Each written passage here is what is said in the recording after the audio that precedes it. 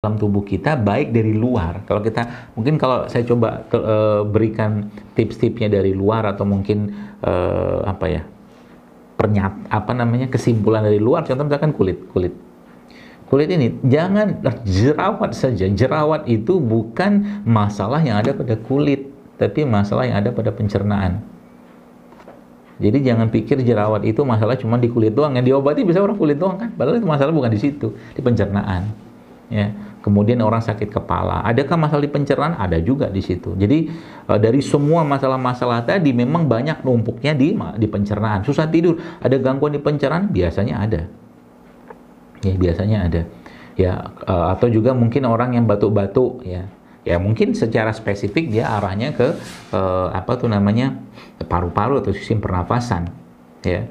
Tapi rangkumannya tadi letaknya ada pada pencernaan. Maka tubuh ketika bermasalah, ya, tanda yang paling banyak itu ada pada pencernaan. Itu sebabnya kalau saya nanya ke orang itu sehat atau tidak, gampang.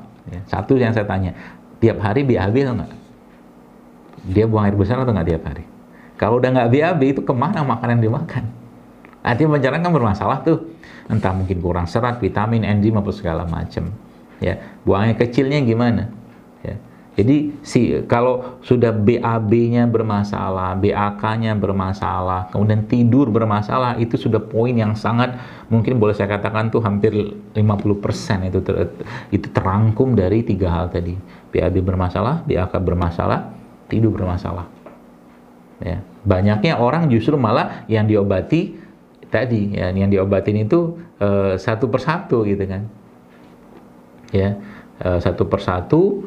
Dan yang jadi masalah adalah Bapak Ibu sekalian, yang perlu kita ketahui bahwa 3 hal tadi itu justru malah terkait semua. Ya, terus bagaimana cara kita memperbaiki itu semua? Saya tanya kepada Ibu sekalian, dalam waktu 1 tahun atau 12 bulan ini, kapan waktu di mana Anda merasakan tubuh yang paling fit? Jawabannya apa?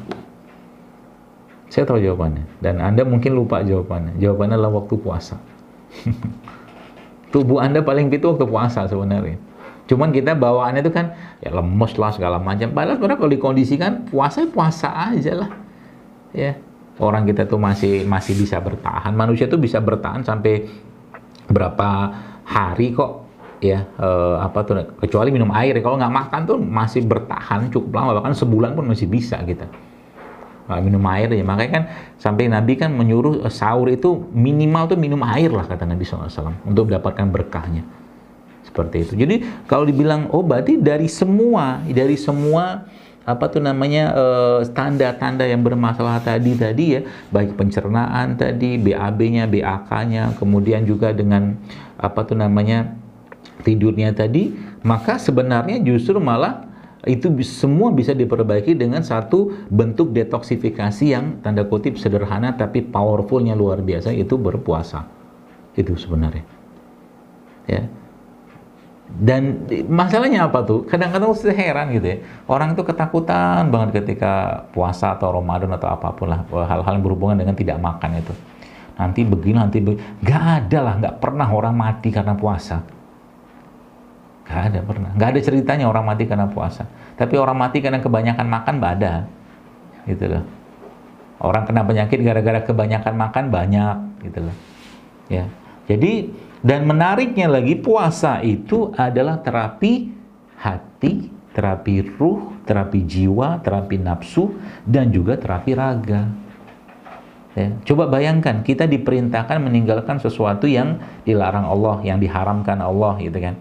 Tapi ini kita diperintahkan untuk bahkan meninggalkan sesuatu yang Allah halalkan. Kan makan tuh halal, kalau makanannya halal. Tapi Allah perintahkan untuk tidak dikerjakan dulu pada waktu tertentu. Ini kan Masya Allah kan, cara yang sangat baik untuk meredam hawa nafsu tadi. Ya, seperti itu. Jadi kecenderungan nafsu ya, sebagaimana dalam Al-Quran Allah sudah jelaskan bahwa memang dia lebih banyak mengajak kepada keburukan nafsu itu. Ya. Nah, maka tadi ya, kita kembali ke konteks fisiknya tadi ya. Jadi mulai dari gangguan pencernaan, mual, muntah, kembung, segala macam. Ada juga mungkin kalau kita tambahkan lagi, jadi orang yang alergi dulunya bisa makan telur, sekarang nggak bisa makan telur. Itu sebenarnya asal dari mana? Pencernaan. dulunya nggak alergi sama misalkan suatu bahan, sekarang jadi alergi, itu sebenarnya pencernaan juga masalahnya. Ya. Kemudian juga orang yang perutnya mungkin susah tidur juga pencernaan perginya. Kenapa pencernaan? Karena sebagian besar hormon tenang atau serotonin itu ya 80% kata para ilmuwan itu dibuatnya ada pada perut ya. Ya kalau perutnya bagus maka orangnya juga akan gampang tidurnya. Saya banyak tanya-tanya ke teman-teman atau jamaah-jamaah yang mereka sudah mulai memperbaiki apa tuh namanya pola makannya ya dengan apa ala-ala yang saya sampaikan di sosmed saya khususnya di Instagram. Itu ternyata tidur jadi enak, badan lebih fit segala macam. Kenapa? Karena memang ya lebih tenang juga karena memang perutnya sudah terisi dengan produk-produk makanan atau mungkin konsumsinya sudah memang yang diperlukan, bukan yang cuman sekedar diinginkan oleh tubuhnya. Itu aja sebenarnya. Tiba-tiba BAB jadi lancar, tiba-tiba BAK-nya lancar, tiba-tiba tidurnya enak. Apalagi itu semua diikuti dengan siklus. Kan ada namanya circadian clock, ya. Jadi jam ritme biologis tubuh, ya. Jam ritme atau ritme jam biologis tubuh lah gampangnya gitu. Ya. Dan itu ada hubungannya dengan waktu sholat. Ya, ada hubungan dengan waktu sholat. Dan selain sholat 5 waktu, saya tanya, apa sholat yang sangat dianjurkan oleh Nabi SAW? Jawabannya sholat malam kan? Kenapa sholat malam? Karena di waktu malam hari, gelombang tubuh kita atau gelombang suara di alam semesta ini, itu sudah masuk ke gelombang, seingat saya itu, theta atau alfa lah gitu. Dan itu saatnya tubuh sedang tinggi-tingginya memproduksi satu jenis hormon yang kita kenal sebagai growth hormone atau hormon pertumbuhan. Kalau growth hormone itu keluar di malam hari ketika orang itu terjaga, maka growth hormone tadi akan menghabiskan, mengikis sel-sel yang rusak, memakan sel-sel yang rusak, bahkan dia bisa memakan sel-sel kanker. Ya, subhanallah ya. Itunya kuncinya, Bapak sekalian. Ritme alam ini atau ritme alam ini ditarik, ya mungkin bahasa saya kita ditarik sama Allah, dijadikan waktu sholat. Nah, jadi setelah itu semua dilakukan, maka sebenarnya tubuh akan mengikuti dengan sendirinya. Orang-orang yang membiasakan sholat tepat waktu, orang-orang yang membiasakan sholat bahkan ke masjid, ya, atau bahkan sudah membiasakan dan nggak mau ketinggalan sholat malam gitu kan, itu ritme tubuhnya pasti bagus insya Allah. Ya, tambah lagi dengan makanan-makanan yang baik tadi. Dan ketika kolbunya, hatinya sudah baik dan sudah tenang, maka yang dia pilih juga makanan-makanan yang baik.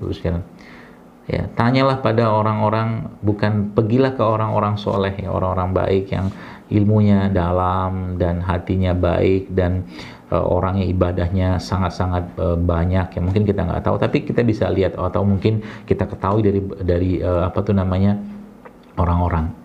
Lihat mereka dan tanya mereka, kira-kira apakah mereka memakan makanan, ya maaf, mungkin model-model fast food atau apa. Sebagian besar tidak. Kecenderungan makanan mereka pun makanan-makanan yang sederhana. Ya, kecenderungan. Jadi ketika makanan pun sederhana dan banyak makanan-makanan yang bersumber disampaikan Allah dalam Al-Quran, disampaikan Nabi kita SAW, maka yang terjadi adalah tubuhnya pun akan memperbaiki dengan sendirinya. Ya, seperti itu. Bahkan Nabi SAW pernah disebutkan dalam sebuah riwayat, itu dalam 1 bulan Nabi cuma memakan kurma sama air putih saja. Terus sekarang subhanallah, saya membayangkan kalau 1 bulan cuma makan kurma sama air putih, itu betapa bersih badannya gitu loh. Badan seseorang yang hanya mengkonsumsi air dan kurma saja. Dan itu sudah sangat-sangat mungkin boleh saya katakan sangat powerful. Ya, apalagi mungkin air zam-zam di situ gitu. Air zam-zam yang dimakan adalah kurma. Subhanallah, bersih banget badannya. Ya, itu tadi ya. Jadi ketika tubuhnya atau hatinya sudah baik, dia pun akan memilih makanan-makanan yang akan dia konsumsi, dan makanan-makanan yang dia pilih pun ya pasti dia akan pilih makanan-makanan yang baik, yang thayyib, yang tidak menimbulkan mudarat bagi tubuhnya. Ya. Sehingga nanti keluhan-keluhan tadi ya, jadi kayak dari sisi kulit, jerawatnya hilang sendiri ya. Ketika tubuh bermasalah tadi, misalkan pusingnya sudah mulai hilang ya. Sadar tidak sadar, Bapak sekalian, Anda yang mengikuti apa-apa yang saya sampaikan mungkin di Instagram atau sosmed saya itu keluhan-keluhan yang dulunya ya itu memerlukan obat-obatan tertentu, itu subhanallah, coba lihat sekarang itu hampir-hampir hilang dengan sendirinya tanpa Anda sadari ya. Ya kenapa? Karena tubuhnya sudah mendetoks, memperbaiki dirinya sendiri dengan apa namanya, makanan-makanan yang baik tadi ya. Seperti itu.